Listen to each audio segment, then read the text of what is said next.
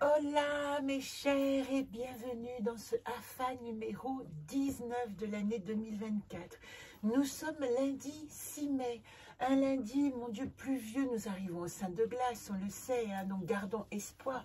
Encore quelques jours de fraîcheur avant que le temps de l'été s'installe et on a vraiment hâte. Moi, personnellement, je suis épuisée de ce temps depuis mon retour de l'île de la Réunion. Mais bon, ne nous plaignons pas, au moins il fait chaud dans la caravane. Et moi, je viens vous parler de cette magnifique nouvelle lune, la 5e nouvelle lune de notre année. Cette 5e nouvelle lune, si je vous la montre dans notre rousseau lune, elle est ici en bas. Nous avons passé le sud des émotions, nous y sommes toujours, nous dirigeons vers l'ouest des profondeurs. La nouvelle lune, c'est le 8 mai à 5h et quelques du matin, donc dans 2 jours. Donc nous avons déjà toutes les énergies de ce nouveau cycle qui va nous demander vraiment en taureau de rentrer dans la matière. Et c'est pour ça que j'ai envie de vous en parler, parce que c'est vraiment le moment de se préparer à ce nouveau monde. Je vais vous parler 2-3 minutes, pas plus, des influences astrologiques. Et puis, je vous parlerai aussi de Étoc, puisque vous voyez, comme nous sommes arrivés dans ce cycle 5 de la 5e gardienne, qui est le noir pour sa couleur de prédilection, parce que cette 5e gardienne, elle va aller tout au fond, dans les profondeurs des secrets. Et ça, je le mélange, mais c'est intéressant parce que nous sommes rentrés dans la rétrogradation, la dernière, l'ultime rétrogradation de Pluton en Capricorne. Vous savez que cette planète qui met 20 ans à faire le tour du zodiaque, eh bien, elle est rentrée en Verseau, elle est retournée, elle est re-rentrée. Ben, évidemment que avec le mouvement des planètes, l'entrée dans une nouvelle constellation ne se fait pas d'un seul coup. Et là, c'est sa dernière rétrogradation. Elle a passé 20 ans en Capricorne, cette planète Pluton, et à nous ébranler toute notre structure, notre patriarcat, notre formel, mais des structures vraiment les plus profondes, les plus sérieuses, les plus autoritaires en Capricorne. Et dans son incursion en Verseau, elle nous a annoncé l'ère du Verseau, l'ère de la liberté, comment aller faire éclater toutes ces structures anciennes pour trouver une nouvelle liberté, peut-être beaucoup plus basée sur l'altruisme et la capacité à comprendre que nous vivons dans un monde qui est fait de correspondance cellulaire. Nous sommes tous issus d'un même corps, y compris la Terre, y compris les humains, y compris les animaux, les végétaux, etc. Et l'entrée de Pluton en Verseau nous a dit, est-ce que tu peux regarder quelle dimension tu as maintenant de te relier au monde et d'arrêter d'aller dans les guerres et dans les combats de partie de toi-même. Alors, qu'est-ce qu'elle nous dit, cette rétrogradation de Pluton en Capricorne? D'aucuns vous diront que oh, ça va être très difficile, très compliqué. Il y a des astrologues qui adorent vous annoncer que c'est très difficile et très compliqué. Moi, ce que j'ai envie de vous dire, c'est que ce Pluton en Capricorne, c'est comme si là, vous aviez votre bureau, vous avez déjà bien nettoyé, et puis il y a encore quelques papiers qui traînent, quelques feuillets inutiles. Vous vous en êtes pas débarrassé parce que vous vous êtes dit, bon, je vais encore faire le point de tout ça.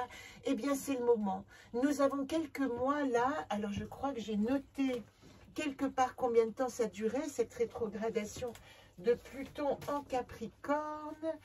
Elle commence aujourd'hui, je crois qu'elle se termine, voilà, le 16 octobre. Eh bien, elle nous dit, nous avons toute cette période-là, de maintenant jusqu'à octobre, pour actualiser les informations reçues de 2007 à aujourd'hui. C'était le cycle de Pluton. Qu'est-ce qui s'est passé en 2007 que maintenant, je vais pouvoir engranger pour cette nouvelle matière que je suis, et qu'est-ce que je vais pouvoir laisser de côté?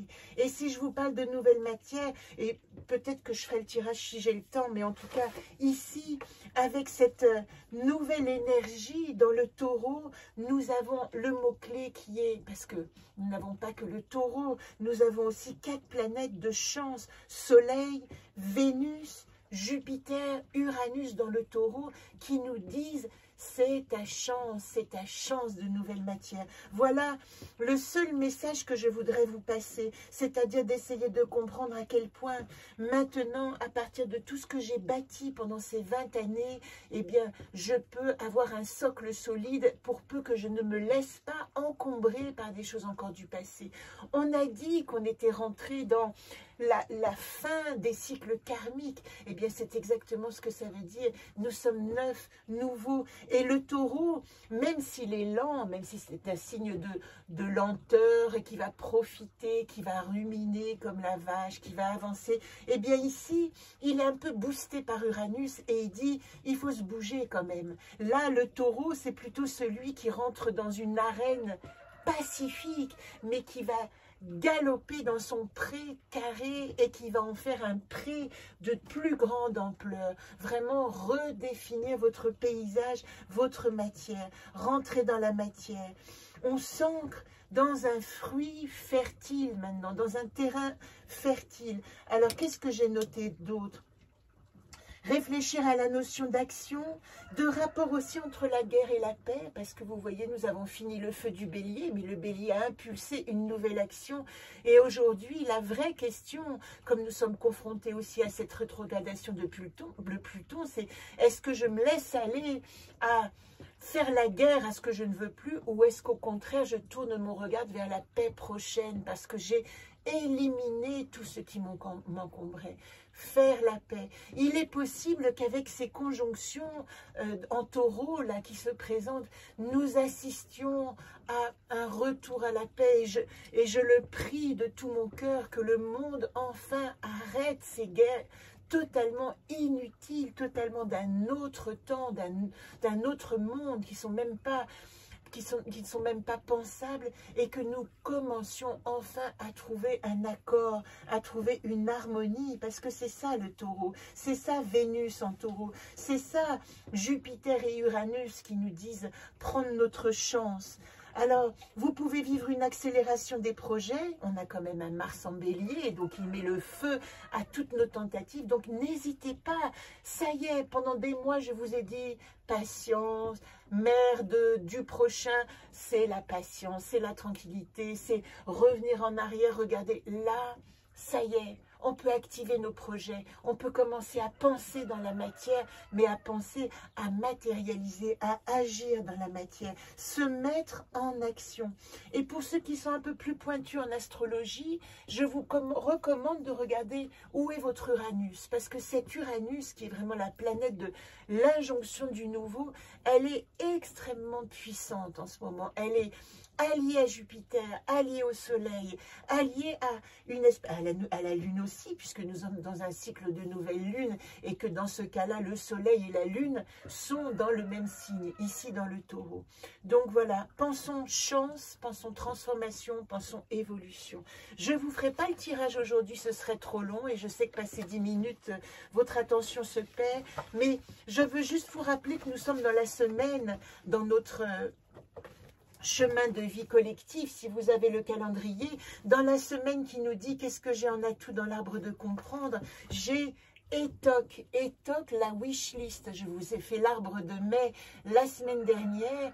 Enfin, oui, c'est ça. Vous pouvez aller voir la vidéo de l'arbre de mai pour faire votre wishlist. Il est encore temps. Nous sommes dans un cycle de nouvelle lune et plus que jamais, propulsons notre wishlist. Et puis ici, eh bien, nous sommes avec Donat et ETOC dans ce cycle de lune. Vous voyez comme ça tombe bien. Nous avons tiré ETOC exactement qui nous annonce que nous allons pouvoir implanter notre wishlist au cycle de pleine lune. Nouvelle lune, Donat, je vais percer les secrets, et à la pleine lune, ETOC, je vais de ces secrets pouvoir créer ma wishlist, pouvoir mettre en matière ma wishlist. Je veux juste terminer en quelques mots, parce que cette gardienne, elle est reliée à Isis et à la croix d'Ancre. Et cette symbolique, vous l'avez, je vous en ai parlé l'année dernière, je ne sais plus ce que je vous ai dit, mais l'année dernière, à la même époque, j'ai dessiné cette croix.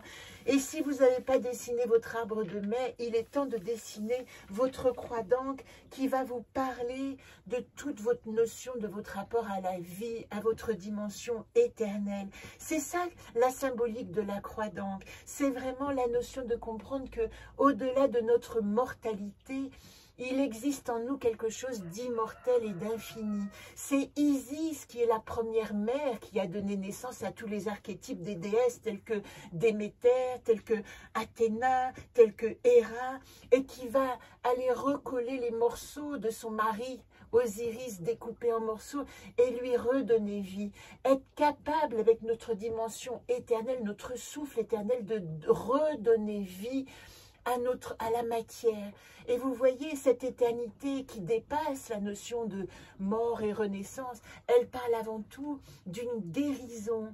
La notion de guérison, c'est simplement d'avoir dépassé, d'avoir rencontré notre dimension mortelle et d'en être revenu en disant, eh bien, je continue mon chemin de mortel parce que je sais qu'à l'intérieur de moi, j'ai une dimension éternelle. Et je veux juste saluer ici cette date anniversaire puisque hier, c'était l'anniversaire de mon opération du sein pour le cancer, exactement il y a 1 an. Donc je suis aujourd'hui 6 mai, au premier jour de ma nouvelle vie, de ma guérison, de la dimension de résurrection. Je termine, pour ceux qui sont encore là, et après je m'arrête, je promets, pour vous dire que ça y est, mon petit jeu, le Mandala Naka, est édité. Ce sont ces petites cartes que j'ai créées, vous savez, sur un carré, comme la circumambulation de Jung, c'est-à-dire qu'il nous demandait simplement de tous les jours essayer, j'ai fait ça pendant un cycle lunaire, de tous les jours dessiner sur un carré un dessin qui pourrait représenter où est-ce que nous en sommes de notre centre, puisque nous sommes un point qui circumambule, un espace qui circumambule autour d'un point qui est partout dans l'infini et nulle part. Alors, pour terminer, je vous tire une carte de ce Mandala Naka. Il est à vendre. Pour ceux qui regardent cette vidéo et qui veulent le réserver, il y a évidemment très peu d'exemplaires. Hein. Vous savez que je ne multiplie pas les éditions.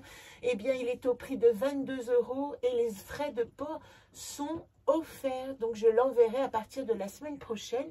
Vous pouvez réserver votre exemplaire et je vous tire la carte du jour, et la carte du jour c'est celle-là, c'est cette petite phrase qui va m'aider. Vous voyez le dessin, il dit solitude, au cœur de ma solitude je me rencontre, trouver le réconfort dans la rencontre avec soi-même. Voilà le message du jour.